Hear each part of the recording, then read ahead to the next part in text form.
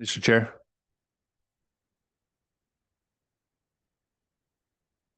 Mr. Chair,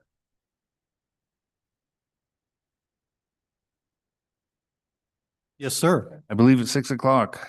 Escabel, let us proceed. Mike, are we rolling? We are live.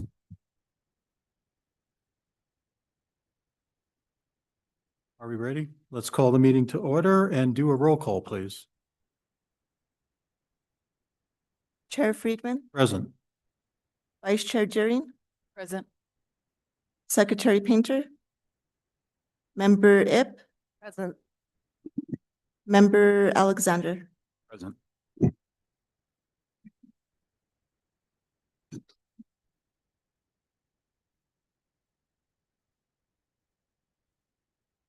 Excused.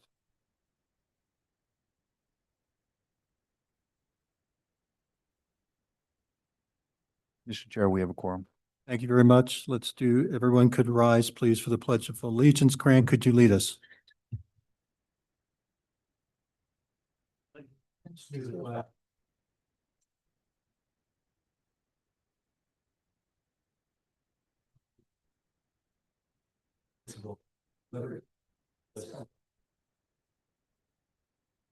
Thank you, everyone. Could I have a motion to approve this evening's agenda? Thank you. Second. Thank you. All those in favor of the motion? Aye. Any opposed? The motion carries. Thank you very much. And a motion to approve the minutes of the March 4th, 2025 meeting. Any comments? If not. Thank you. Can we please have a vote? All those in favor? Aye. Any opposed? Motion carries. And then a motion to approve the findings of fact and conclusions of law for case number 2024-93-16, 2247 Camino Carlos Rey, Grace Community Church Special Use Permit. Move to approve the motions, the findings of fact and conclusions of law of case number 2024-93-16. Thank you, Colleen. Do I have a second? Thank you very much, Grant. All those in favor? Aye. Aye. Any opposed? The motion to approve the findings of fact and conclusions of law of that case have passed. Any old business? Mr. Chair, no. Thank you very much. New business. We have case number 2025-11289 regarding 195 Brownell Harlem Road Special Use Permit request. Is the applicant here? Thank you. And who will be speaking on behalf of the applicant this evening? Mr. Chair, it's going to be the applicant's architect, I believe. Yeah, okay, great. Could we go ahead and have a case report? Alexa.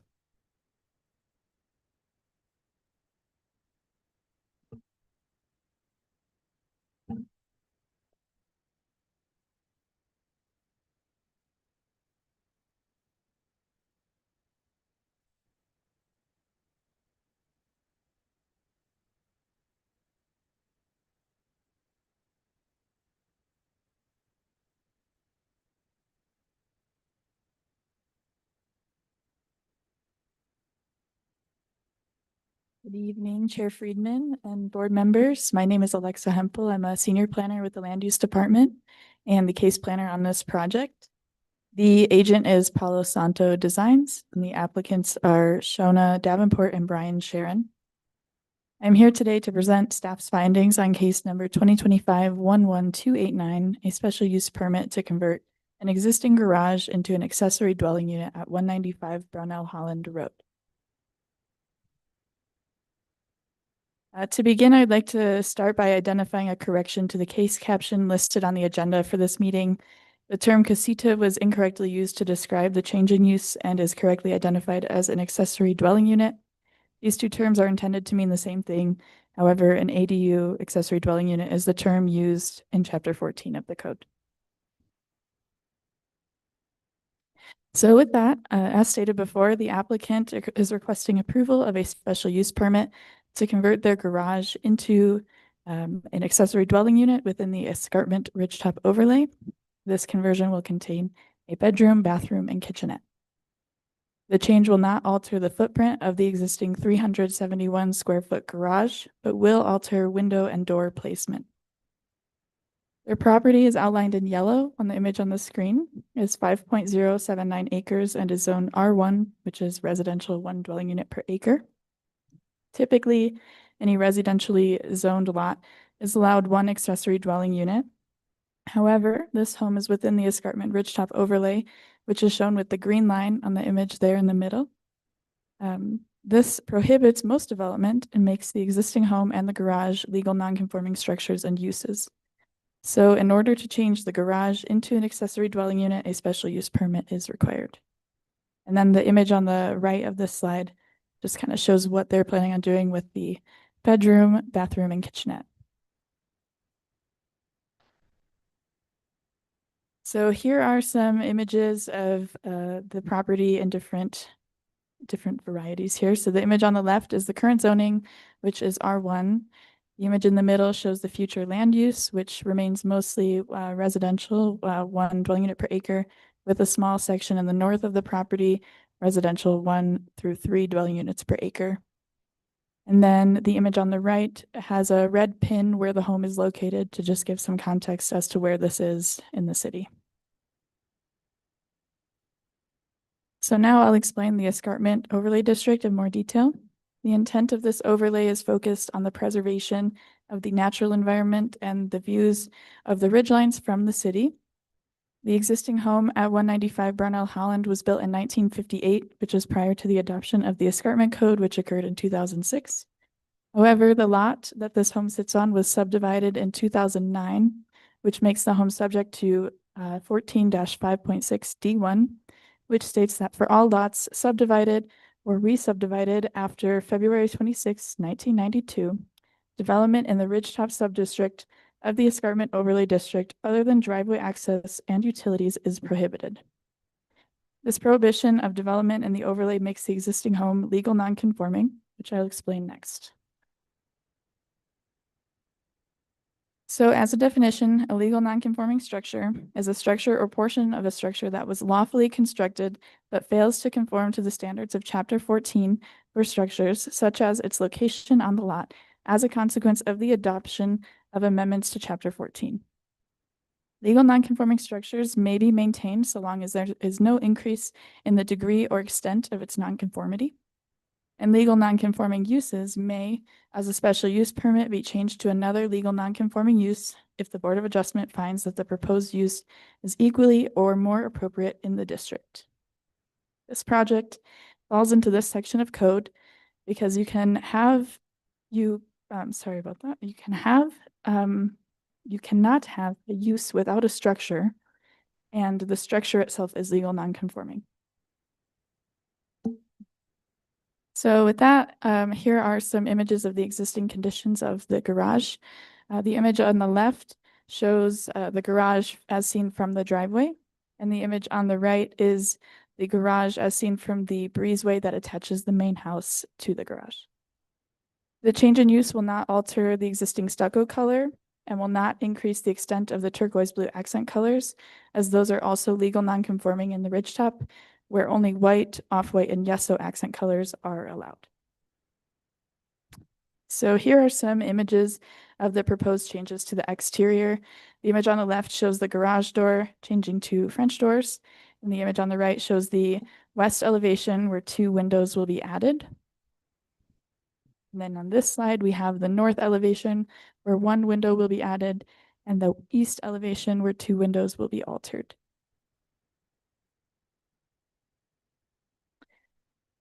All right, so the accessory dwelling unit requires that off-street parking be provided on the site and will be in front of the proposed French doors.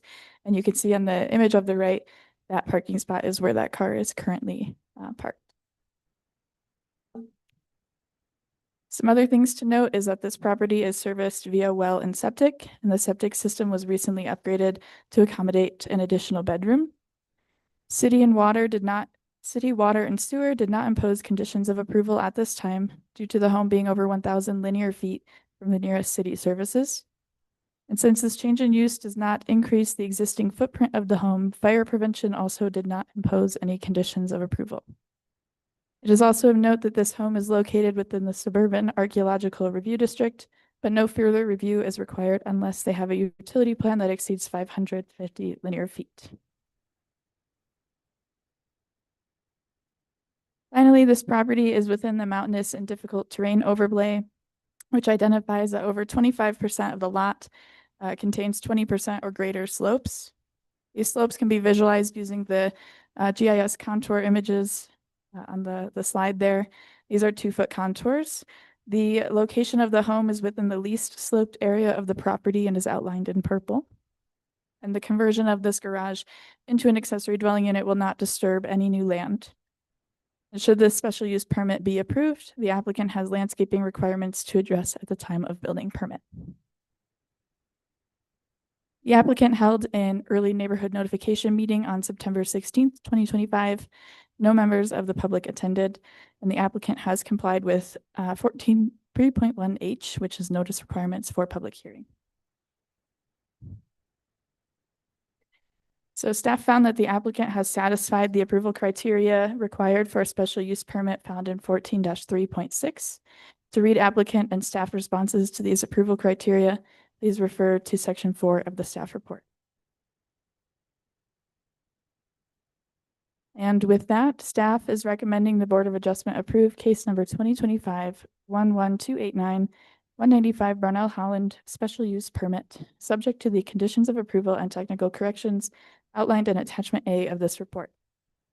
One motion will be required for this case, either to approve or deny case number 2025-11289, 195 Brownell Holland special use permit request, subject to the conditions of approval and technical corrections listed in attachment A of the staff report, conditions of approval and technical corrections.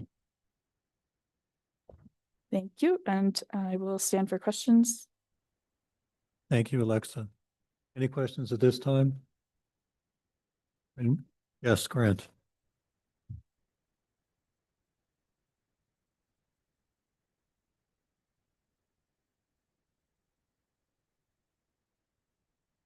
There is a second garage on the left side of the home. Well, it's not sharing anymore, sorry. Oh, it's coming back. There it is, yep. Up to the left there. Any other questions for Alexa? Thank you so much, Alexa. Thank you. Oh, I know the applicant is present or representative of the applicant, so please state your name and address and be sworn in. Sandra Odoms, 46 Calle San Martin, Santa Fe. Please raise your right hand. Do you solemnly declare and affirm that the testimony you have in reference to this item shall be the truth and nothing but the truth, and do so under the penalties of perjury? Do. Mr. Chair, the applicant's been sworn. Thank you. Go ahead, Sandra. Don't have. Much covered it. Okay. So Any questions? any questions for Ms. Owens this time? Yes.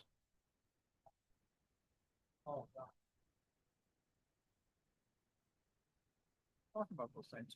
That, I understand there's an agreement for the use of the well between two parties, obviously the people in this house and then the one next door when they. Have they said anything whatsoever about the additional draw on the well, or do they have any concerns? No,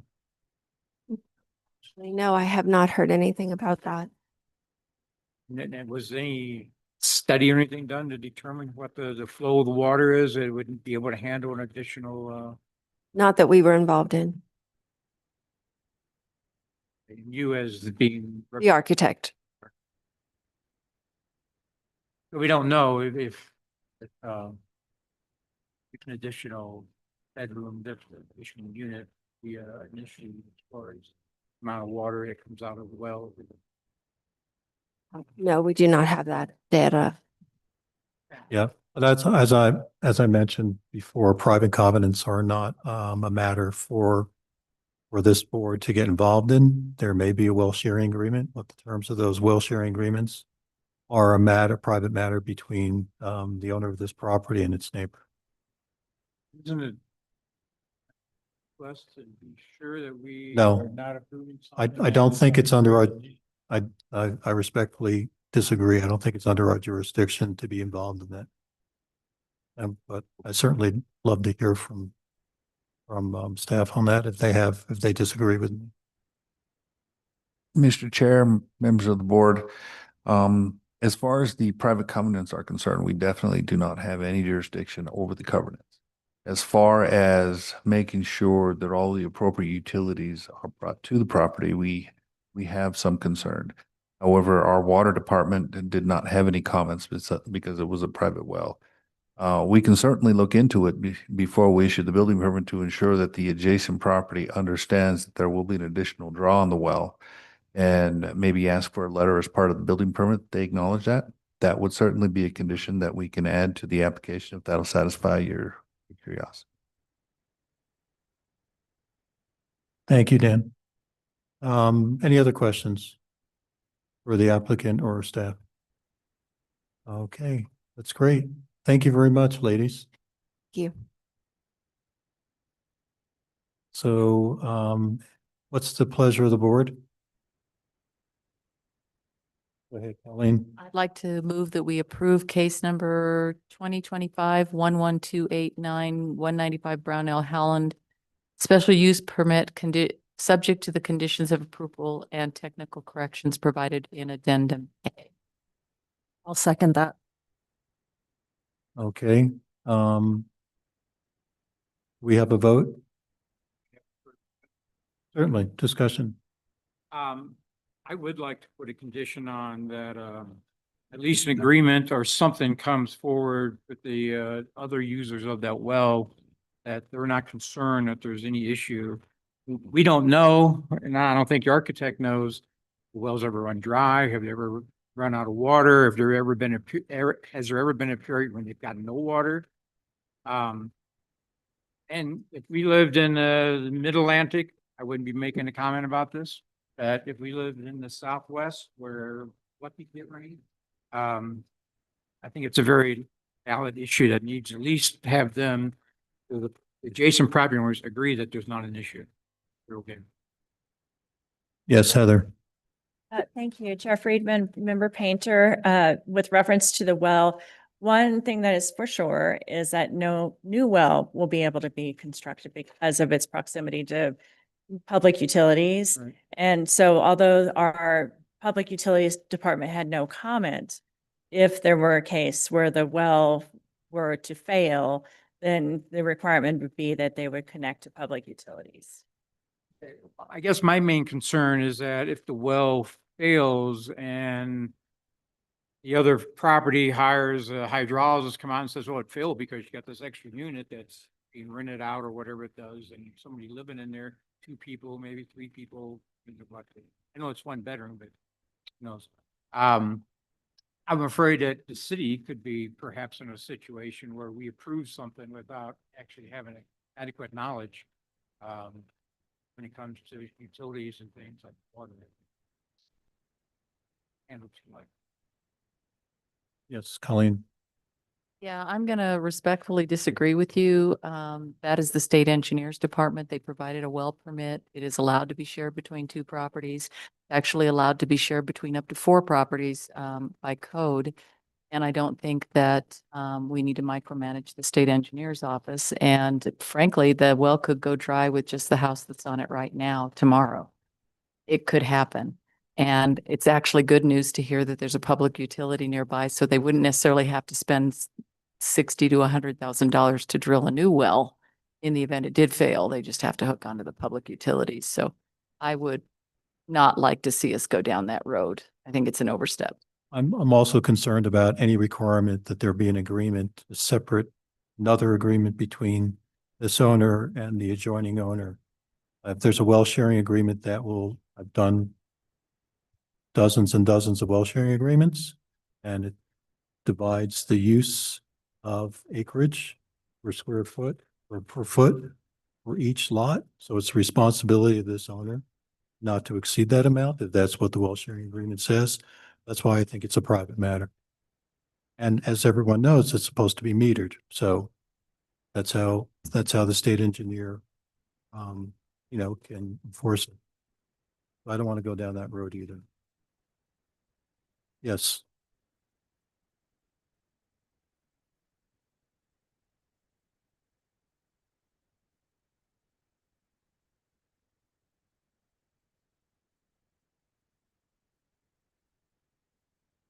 Right. Right.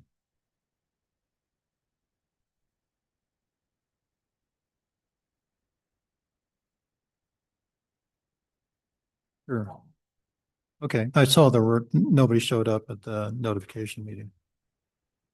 Yes. If I could ask, was the owners occupying the units currently at 193, I guess? I mean, they're not like out of towners who come out once a year or something.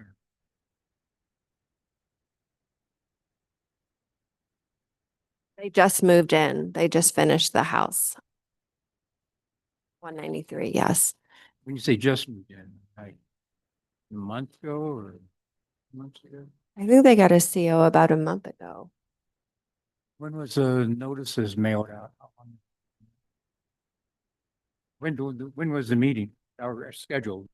Six-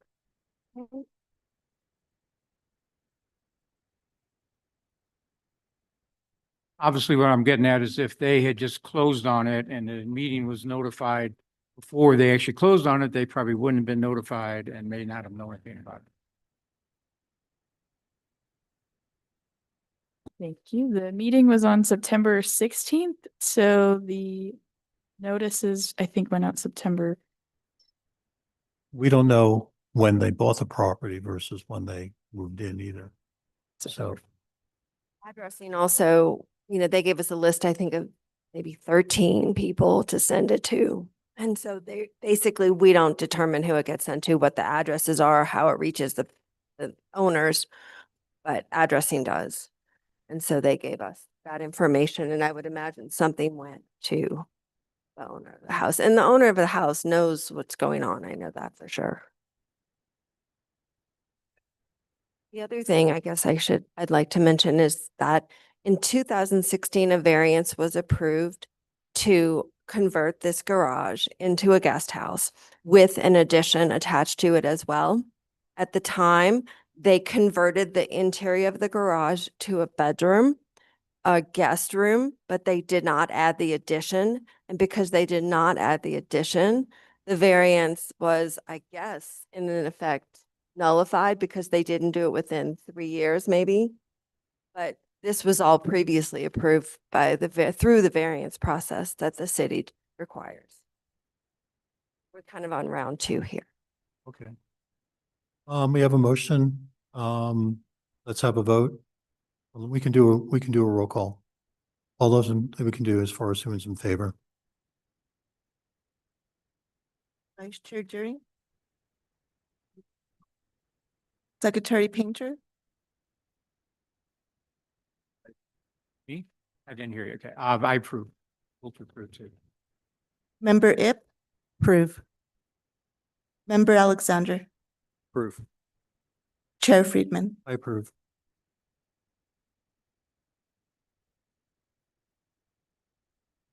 Thank you very much. Thank you very much, Sandra. And again, thank you, Alexa, for your presentation. And just as a note, I thought it was a very, very thorough analysis.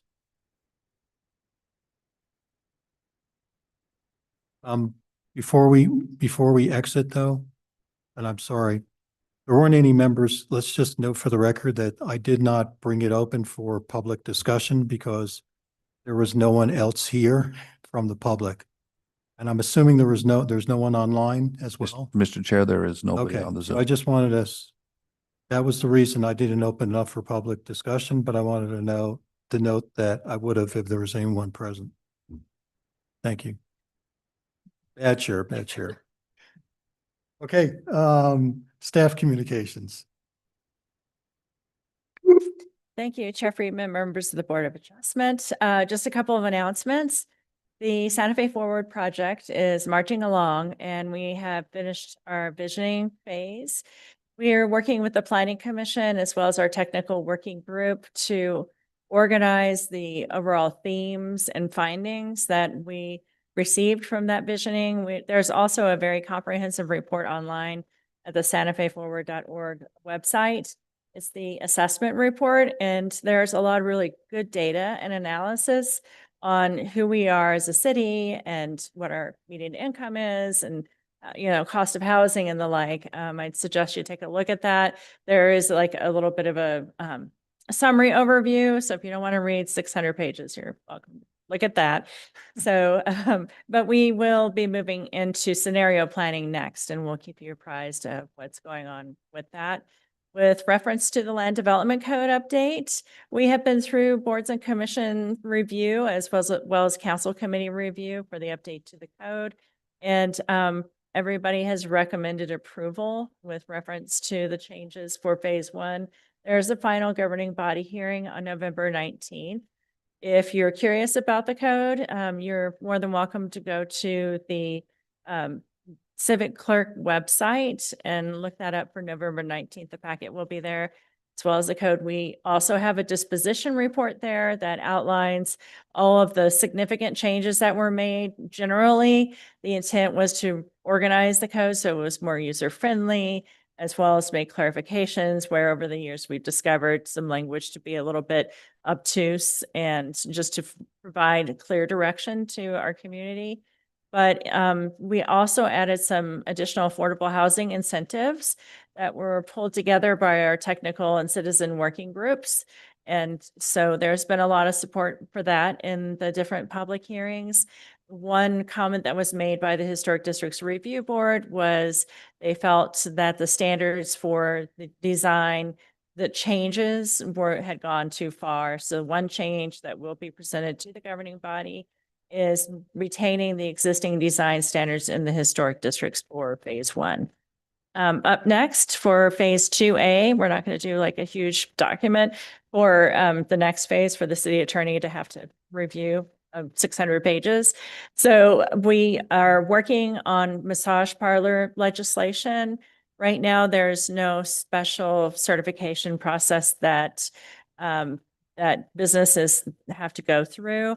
And there have been concerns with reference to human trafficking and the like. So we are updating our code to have better enforcement relative to that. Unfortunately, it is a problem in our community that was identified by the police department, reached out to us.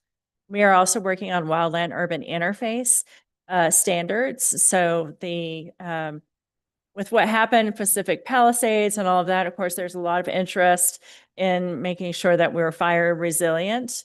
And so actually the fire department has engaged with Headwaters Economics which is a nonprofit to help develop standards for wildland urban interface. We are planning on December 4th, one of our engagement outreach series with the Planning and Land Use Department. And that focus will be with the wildland urban interface as well as the general plan updates. Great. And so we'll be giving presentations and soliciting feedback on both of those things at that December 4th meeting. And there are other things I'm sure I'm forgetting as to that first. Oh, I'm sorry, street design guidelines. The Metropolitan Planning Organization, MPO, has developed some street design standards that they want updated in the code. And so that will be the other piece that will be expected in the first quarter of 2026, I believe. So A lot going on. yeah, that's it. Thank you. Where again on the website can we find the information on the changes to the land use code or projected? So you can find it on the Civic Clerk website, which is the website for for public hearings and the like. We can also, send you some links to documents if you want. If you just want to email us, we'll send it to you. Do you mind just sending it to the entire board? Absolutely. Be be happy great. to. And what's the plan for approval of that? So the final hearing for the governing body is November 19th. Hmm. And we've gone through all of the different public comment periods now. And so there'll be one final public comment opportunity at that governing body hearing, and then the governing body will render a decision at that time. Great. And the effective date would probably be at the beginning of 2026. I actually think it's gone pretty here to experiences with other change to the code. So good work. Yeah. As we addressed in that in phase one or looking at phase two, bike paths in the city? Yes, Chair Friedman. So priorities as to investments for bike paths, that's one big issue that has been brought up in the visioning analysis for the general plan update. And then the other piece of that is the street design guidelines includes bike paths and design standards, context sensitive design, trying to make sure that, when streets are redesigned, then there's opportunities for pedestrians and bicyclists and having a safe method of transportation. So those two things are components of that. Also, with the general plan update, there will be a map series that is an implementation plan. So for instance, when it comes to those investments that are made through our capital improvements projects, there will be a map with the budgeted projects that will illustrate in the next 3 to 5 years, this is what we're going to do. And then with the update of the CIP, the capital improvements plan, there will have to be a movement from the long range projects to the budgeted projects so that there can be an equal distribution of improvements made throughout the city. Obviously, if there's critical issues that come up on an emergency basis, some funding may be directed away from that, but really trying to be more comprehensive and intentional about those improvements. That sounds great. Thank you so much. Also, I do not have any cases for the December meeting. However, I will be bringing something before the board that will probably be a little bit more exciting than special use swap. Possibly, you will be looking at micro community. The first one. Mhm. So it's not a development plan, it's just under the threshold, so it comes to the board for approval. Great. So this is like the holiday party right here. Should have let us know. Could have mixed some margaritas.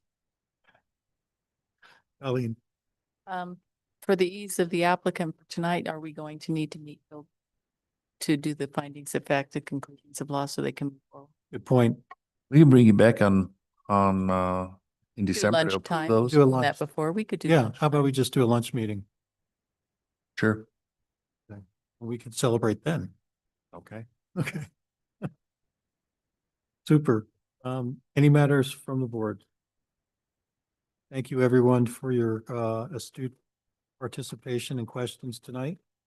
And our meeting is adjourned.